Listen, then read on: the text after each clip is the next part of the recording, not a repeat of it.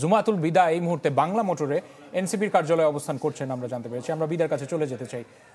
বিদা, সন্ধ্যার সময় আমরা লক্ষ্য করেছি যে তফসিল ঘোষণার পর সেখান থেকে রাজনৈতিক দলগুলো যখন প্রতিক্রিয়া জানায়, নাসিরউদ্দিন পাটোয়ারি তিনি কথা বলছিলেন। একটু জানাবেন যে এনসিপি এই তফসিল ঘোষণাকে কেন্দ্র করে তারা কি মনে করছেন, বা নাসিরউদ্দিন পাটোয়ারির যে বক্তব্য সেখানে কোন কোন বিষয়গুলো উঠে এসছে?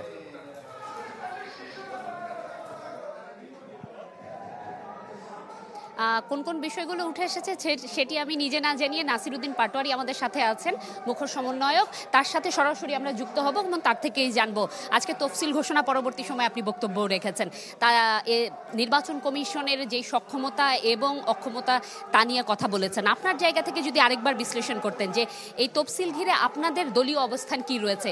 একই সাথে জোটের ক্ষেত্রে বলা হয়েছে আজকে যে প্রতীক আসলে নিজ ছোট দলগুলোকেই নিজের প্রতীক ব্যবহার করতে হবে, সেই বিষয়টিও আসলে তুলে ধরবেন।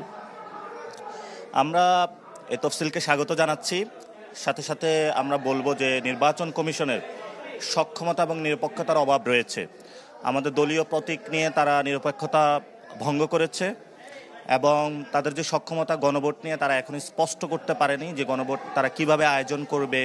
তারা একটা মক টেস্টিং করেছিল, সেখানেও আমরা আশানুরূপ ওইভাবে ফলাফল পাইনি। জনগণ এখনও দ্বিধায় রয়েছে যে তারা হ্যাঁ ভোট কীভাবে দিবে, এবং সেখানে তারা একটি সময় বৃদ্ধি করেছিল যে 1 ঘন্টা তারা বাড়িয়েছে, কিন্তু জনগণের সামনে বিষয়গুলো এখনই স্পষ্ট করে নাই। এবং বিভিন্ন দল ছোট দলকে পকটস্থ করার জন্য এই সংস্কার কার্যক্রমকে বাধাগ্রস্ত করতে সুপ্রিম কোর্ট ব্যবহার করার চেষ্টা করেছে। সেখানে আমরাও তাদের ক্ষেত্রে প্রতিনিধি হয়েছি এবং আমরা বলেছি এটা করা যাবে না। বহুদলীয় গণতন্ত্র বাংলাদেশে প্রতিষ্ঠা করতে হবে এবং বহুদলীয় গণতন্ত্রের যে বিষয়টা সেটা হলো আজকে সুপ্রিম কোর্ট রায় দিয়েছে। আমরা আশা করব কোনো দল বা ব্যক্তি সুপ্রিম কোর্টের মাধ্যমে সংস্কার প্রক্রিয়াকে বাধাগ্রস্ত করবে না এবং নতুন একটি বাংলাদেশের যে সৃষ্টির আমরা প্রত্যয় রেখেছিলাম সেই লক্ষ্যে আমরা এগিয়ে যাব। আরেকটি প্রশ্ন থাকবে, মনোনয়ন পরবর্তী সময় রাজনৈতিক দলগুলোকে ঘিরে আপনারা নানা সময় নানা ধরনের অভিযোগ করেছেন, সেগুলো থেকে এখন কি মনে হচ্ছে যেহেতু মনোনয়ন ঘোষণা হয়ে গিয়েছে, মানে তফসিলও হয়ে গিয়েছে, সেক্ষেত্রে রাজনৈতিক দলগুলো নিজেদের মনোনয়ন ঘিরে যে ধরনের অন্তর্কোণে রয়েছে, আপনাদের কি মনে হচ্ছে? আপনারাও জানিয়েছেন। আমরা তো বলেছি যারা দীর্ঘকালীন আন্দোলনে ছিল বিভিন্ন রাজনৈতিক দলের ব্যক্তিবর্গ, তারা 2-1টা সিটের জন্য বিভিন্ন দলের কাছে গিয়েছিল। আমরা এনসিপি জনগণের কাছে গিয়েছি এবং আমরা এককভাবে সংস্কারের বিষয়ে আমাদের 3 দলের একটি জোট হয়েছে, আমরা একসাথে ইলেকশনে কন্টেস্ট করব। এবং সেই ক্ষেত্রে আমরা বলেছিলাম অনেক জায়গায় গডফাদার যারা তারা মনোনয়ন পেয়েছে, মানি লন্ডারিংয়ে যারা অভিযুক্ত তারা মনোনয়ন পেয়েছে। তো সেই জায়গা থেকে আমরা নিরেট ক্লিন ভদ্র যারা আছে তাদেরকে প্রার্থিতা ঘোষণা করেছি এবং এটাও সাথে বলেছি যদি জনগণের আদালতে কারো ধরা পড়ে তাহলে আমরা তাদের প্রার্থিতা বাতিল করব। আমরা চাই জনগণের সুষ্ঠু সুন্দর প্রতিনিধিকে সংসদে পাঠাতে। আপনাকে অসংখ্য ধন্যবাদ। শুনছিলেন নিজেদের প্রার্থিতা সম্পর্কেও তিনি জানিয়েছেন এবং স্বাগত জানিয়েছেন আসলে এই তফসিলকে। এই ছিল আমার কাছে এখান থেকে সর্বশেষ। রাশেদ, বিদা, অনেক ধন্যবাদ যুক্ত হওয়ার জন্য। জুমাতুল বিদা আমাদের সাথে যুক্ত হয়েছিলেন রাজধানী বাংলা মোটরে এনসিপির কার্যালয় থেকে। নাসিরউদ্দিন পাটোয়ারি চ্যানেল 24 পর্দায় কথা বলছিলেন। থেকে আমাদের সঙ্গে যুক্ত আছেন শাহনেওয়াজ বাবলু, আমরা তার কাছে যাচ্ছি। বাবলু, আমরা কিছুক্ষণ আগে তাৎক্ষণিক প্রতিক্রিয়ায় আমরা যে প্রধান রাজনৈতিক দল বিএনপির তার একটা তাৎক্ষণিক প্রতিক্রিয়া পেয়েছি, তাদের আর কোনো বিবৃতি বা এই তফসিল নিয়ে তাদের কোনো ধরনের প্রতিক্রিয়া আপনি পেয়েছেন কিনা?